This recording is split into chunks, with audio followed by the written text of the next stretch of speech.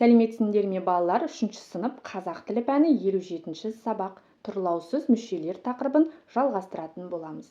Балалар, менің каналымды жоғалтып алмас үшін видеоның төменгі жағындағы подписаться батырмасын басып, каналыма тіркеліп алыңдар. Балалар, 24-ші жаттығуға қараймыз. Өлеңді оқы. Даңқты қалалар. Қалалар бар әлемде тамсандырған халықты. Ол қалалар әр елде несіменен даңқты. Париж Эйфель мұнарасымен, Москва Кремльмен, Вашингтон ақ үйімен, Афина Акрополімен, Алматы несімен әйгілі. Өлеңнің авторы Ескен Елубай. Балалар, енді өлеңнің мазмұны бойынша берілген тапсырмаларды орындайық. Өлеңдегі сұраққа жауап бер дейді. Балалар, өлеңдегі сұрақ Алматы несімен әйгілі деп тұр. Балалар, Алматы қаласы апорт алмасымен, тауларымен әйгілі екен.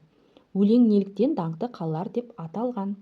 Балалар, себебі өлеңде даңқты қалалар туралы айтылған, яғни Париж қаласындағы Эйфель мұнарасы туралы, Москвадағы Кремль туралы, Вашингтондағы ақ үй, Афинадағы Акрополь туралы айтылған. Сондықтан да өлең даңқты қалалар деп аталған. Балалар, даңқты дегеніміз бұл әйгілі деген мағынада қолданылатын сөз.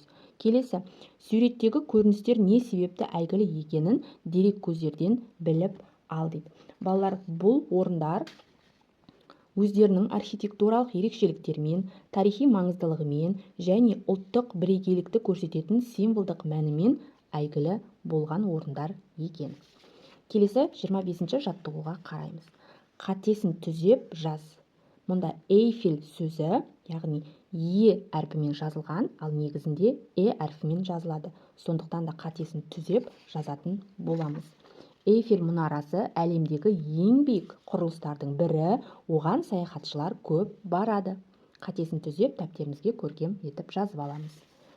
Сөйлемдерді сөйлем мүшесіне талда дейді. Балалар, ал енді сөйлем мүшесіне талдайық. Эйфель мұнарасы әлемдегі ең биік құрылыстардың бірі. Не Эйфель мұнарасы бастауыш болып тұр? Құрылыстардың бірі дегеніміз бұл зат есімнен жасалған баяндауыш. Әлемдегі ең биік деген бұл қандай? Әлемдегі ең биік бұл тұрлаусыз мүше болып тұр. Келесі, оған саяхатшылар көп барады. Саяхатшылар не істейді? Барады, баяндауыш. Кімдер барады? Саяхатшылар, бастауыш болып тұр. Қайда? Оған және көп сөздері бізде тұрлаусыз мүше болып тұр екен. Келесі, 26-шы жаттығу ойлан тап. Айтыңдаршы ал енді, ұлы қорған бар елді. Айтыңдаршы ал енді, пирамида бар елді. Жауабыңды жаз дейді. Балалар, жауабы ұлы қорған бұл Қытай елінде, ал пирамида Мысыр елінде орналасқан. 27-ші жаттығу төмендегі сөйлем мүшесіне талдау үлгілеріне назар аудар дейді. Бірінші, сөйлемдердегі қимылды, іс-әрекетті білдіретін сөзді тап, оған не істеді, не қылды, қайты сұрақтарының тиістісін қой. Осы сұрақтарға жауап беретін сөз баяндауыш болады. Баяндауыштың астын екі сызықпен сыз. Екінші, сөйлемдегі қимыл іс-әрекеттің иесін анықта. Ол сөзге сұрақ қой. Егер ол сөз кім, не, кімдер, нелер сұрақтарына жауап берсе, онда ол бастауыш болады. Оның астын бір сызықпен сыз. Үшінші, сөйлемдегі өзге сөздерге сұрақ қой.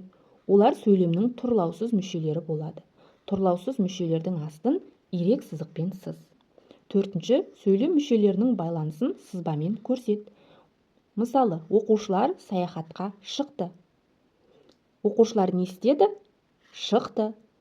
Кімдер шықты? Оқушылар шықты. Қайда шықты? Саяхатқа шықты. Осылай сөйлем мүшелерінің байланысын сызбамен көрсетсек болады.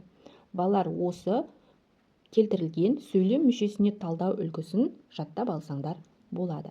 28-ші жаттығу жоғарыдағы сөйлем мүшелерінің талдау үлгісін басшылыққа алып, төмендегі сөйлемдерді талда дейді. Балалар, бізге 4 сөйлем беріліпті.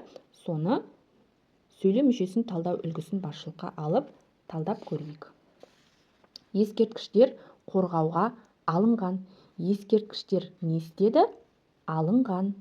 Не алынған? Ескерткіштер. Ескерткіштер бізде бастауыш, алынған, баяндауыш. Қайда?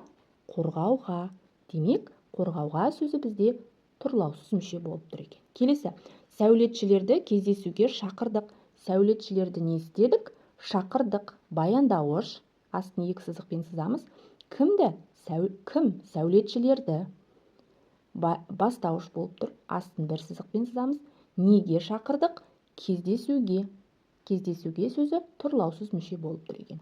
Келесі, Астана сәулетті құрылысымен ерекшеленеді. Астана не істейді? Ерекшеленеді. Іс-әрекетті білдіріп, баяндауыш болып тұр. Не ерекшеленеді? Астана. Бастауыш болып тұр. Сәулетті құрылысымен ерекшеленеді. Несімен ерекшеленеді? Сәулетті құрылысымен. Бұл бізде тұрлаусыз мүше болып тұр екен. Келесі, мен өскенде сәулетші болғым келеді. Мен не істегім келеді? Болғым келеді. Баяндауыш болып тұр. Кім? Мен. Және кім? Сәулетші. Бастауыш болып тұр. Қашан? Өскенде. Тұрлаусыз мүше болып тұр екен. Балалар, осылай сөйлем мүшелеріне талдасақ болады. Балалар, осымен бүгінгі біздің сабағымыз аяқталды. Барлық тапсырмалар сендерге түсінікті болды деген ойдамын. Келесі жаңа сабақта кездескенше сау болыңдар.